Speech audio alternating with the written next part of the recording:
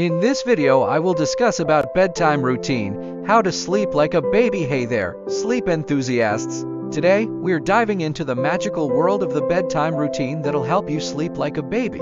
Trust me, you won't believe how life-changing this can be. First up, let's set the stage by lowering the lights in your room. Create a cozy, sleep-inducing environment by dimming the lights to around 20%, which is equivalent to looking at your phone in a dark room.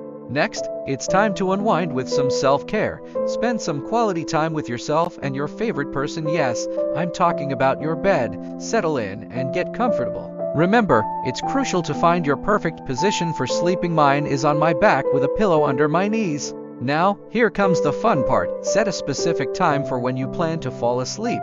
This might seem challenging at first, but trust me, it works wonders. If you don't nod off within 15 minutes of hitting the sack, give yourself another 5 minutes before calling it quits.